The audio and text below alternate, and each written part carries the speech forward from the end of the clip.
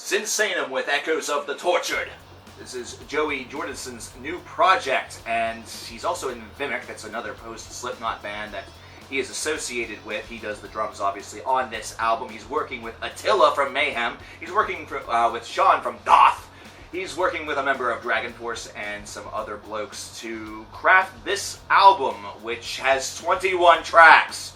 Tell me, how many albums from the heavy metal playbook do you see that have 21 tracks and aren't grindcore? Not very many. This isn't exactly an obituary best of album or anything of that variety. Good album, though. So, what is Sinsaenum all about? This is a group that really combines some of the earliest tomes of death metal. This is something that's very direct. It's a direct approach to this. They're not trying to get fancy or cute with it. Really, this is death metal and a little bit of a side of black metal that I would call adjective-free death metal or adjective-free black metal, where you don't need to have those extra modifiers in order to really describe what they are attempting with the sound. They have a twin vocal attack with Sean and Attila handling those duties, and you can notice throughout these tracks the individual nature of both of these. But the nice part about it, although some may be a little bit disappointed by it, is the fact that Attila doesn't have to go into those strange or really deep registers that he does have in his playbook. Listen to the last Mayhem record, if you happen to not believe me whenever it comes to that. He is definitely a wonder. But this is one that's meant to be a little bit more, low-key, I guess. One that aims to direct the assault and really, showcase what death metal or, the early stages of black metal was all about. Basically a derivative of, old punk, of thrash, of occult metal, of bands like Merciful Fate and Venom, just taking it to a brand new level with a brand new style of vocal. And yeah, there's a lot here, you would think. I say you would think because 21 tracks seems to equal tons to talk about. But here's how this kind of works. And I'll give you an example using the first, say, 5 or 6 tracks on the album. The very first track, Materialization, is about 1 minute and 19 seconds long. It serves as a bit of an ambient introduction going into Splendor and Agony, which is track 2, at 3 minutes 45 seconds, which then goes to the 45-second long Excommunicare, which then goes to the 3 minutes and 35-second long Inverted Cross, the 43-second March, to the 5 minute and 18-second Army of Chaos. I think by this point, you're starting to pick up a little bit on the theme. So you have sort of these bookends that surround each track. I believe there's only 1 or 2 instances on this album where you get 2 full-length songs or 2 of these more ambient pieces or more, transitional pieces back to back. But that's the typical playbook of it, almost like you get a little bit of break. Either that, or it's trying to set up something that the song is going to either be about, or some of the different themology. One of the ones that I particularly am a fan of are the tracks 8 through 10 iteration, where we have Dead Souls going into Lullaby, going into Final Curse. I like the Lullaby in the middle there, considering it provides a little bit of a haunting aesthetic, using simple basic instruments in order to try to, develop a fractured lullaby that really serves as a very creepy bridge between 2 songs that, aside from that, are very much into the death metal assault book, and, you play that playbook very well. Play that playbook. Man, it's redundant. But hey, this is really an album that I would use a word that you would traditionally not think that you could associate with these 2 styles of music. Because whenever you think of death metal, you think of black metal, you don't think of the word fun.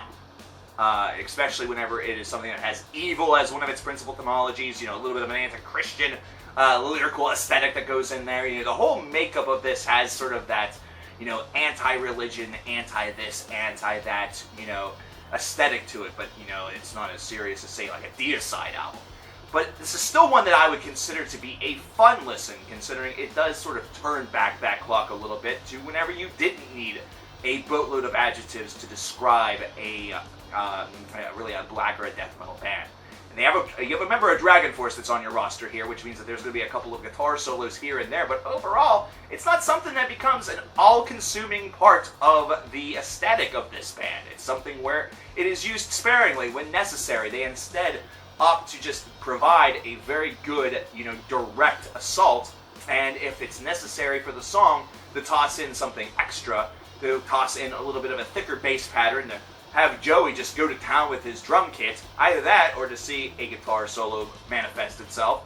They do that only when necessary. They don't try to pack it into each and every song. It's not essential. They let this songwriting sort of just flow free and let the strength of just the basic formula of these two subgenres of heavy metal really do the talking. And then the ambient bits, I want to say those are almost just to really help bridge the gap and kind of give it a little bit more of that just sort of that off-putting sound that, you know, trying to set and craft that scene a little bit.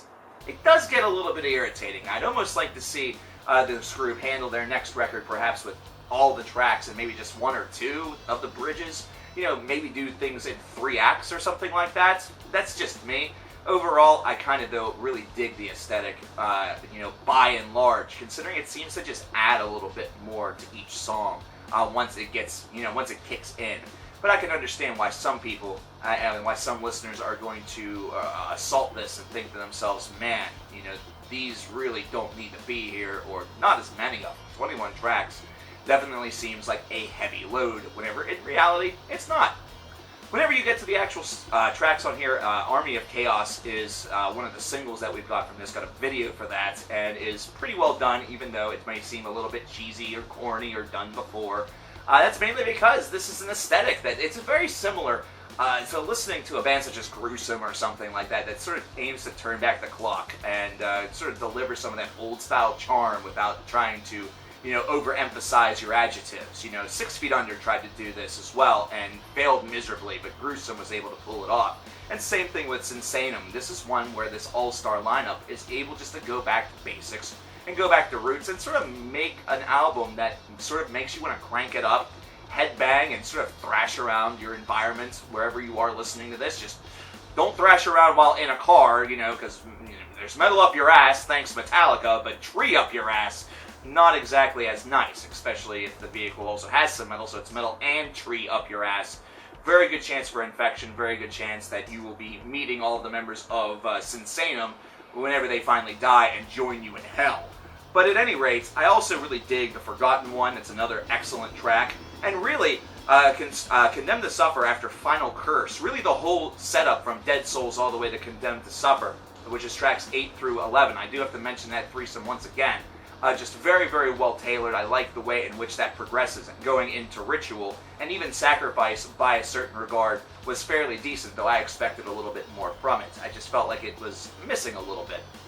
But going down into the very ends of these albums, Gods of Hell and Echoes of the Tortured, they really do the one thing that you want from the tail end of an album. They amp it up a little bit. They give it a little bit more of that sort of slowed down atmosphere while still also, you know, delivering the goods. And they kind of take that traditional approach of trying to make this album linger a little bit in your mind. And Gods of Hell certainly does that by having a strength and a power that will keep it sort of resounding within your skull long after you've ceased listening to this disc. And I think that you're going to want to go back to it again. Not just the song, but the entirety of the album. It's a pretty solid disc. I like the fact that this revival is really strong, and I think that this is almost becoming a thing. And I hope that it is, especially whenever bands are able to really do it well, because it provides a brand new generation, sort of the bare bones basics of what a genre is all about, and it sort of also delivers them the reasons behind its power and why so many of us were seduced by it and still love it to this day.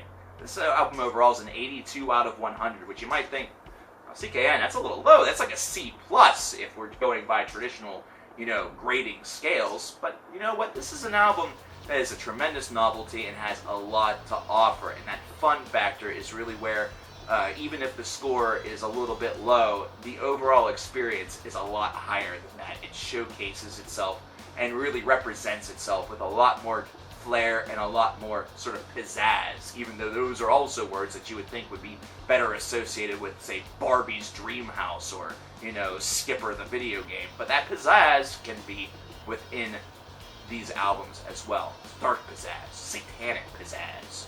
You know, it's Satan doing jazz hands. What did you guys think about this album? What did you think about Echoes of the Tortured by Sinsaenum? What do you think about this project?